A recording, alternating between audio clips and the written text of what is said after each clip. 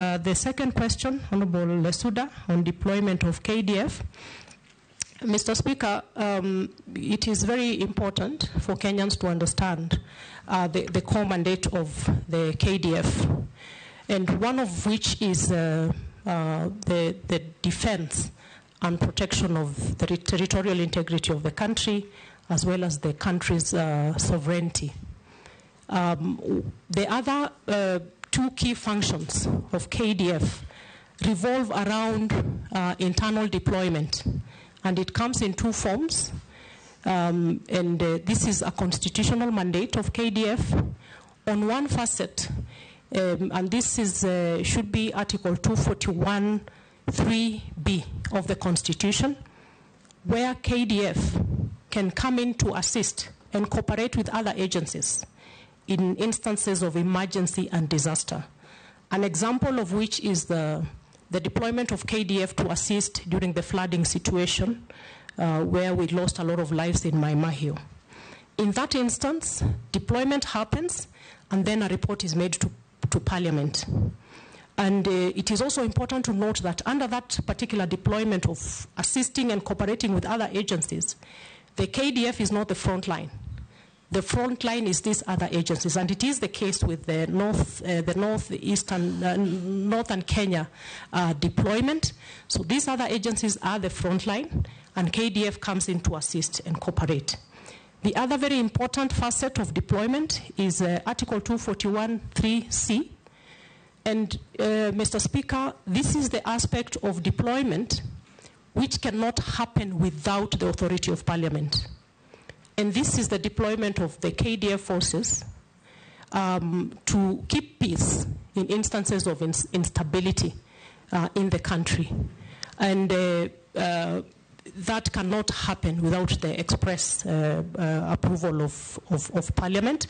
And in that instance, the KDF take the front line in terms of operations. Allow me, Mr. Speaker, to speak to the deployment that happened during the recent unrest.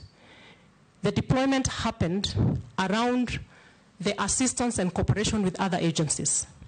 So it is not the 241(3)(c) where KDF takes the front line. And what happened is that the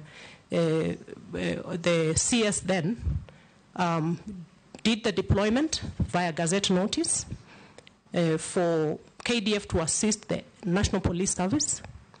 And the following day, came before Parliament to seek authority for 241(3)(c). But the 241(3)(c) was never effected.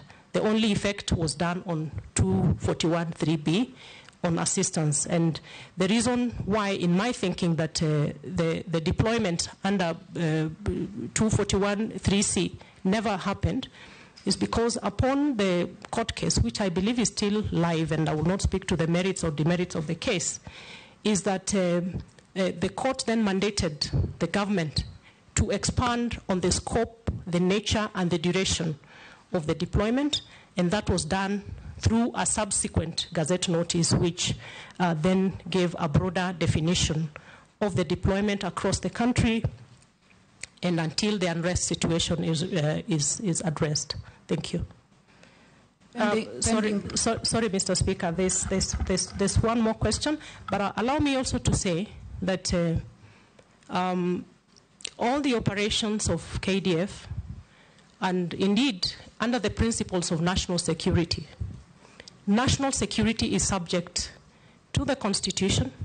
National security is subject to the authority of Parliament.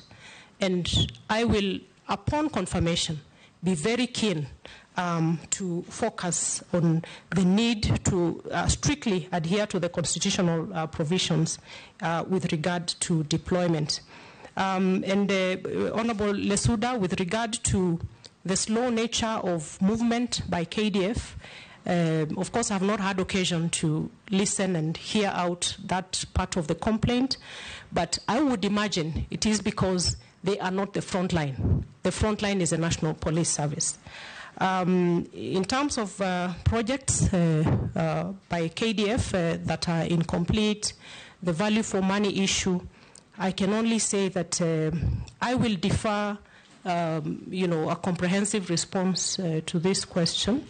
And also given that one of my mandates as CS upon confirmation is to assess and oversee the implementation of projects to ensure efficiency and proper utilization of funds, and with a close working relationship with the line committee of Parliament, these are issues that I should be able to address upon confirmation. Thank you.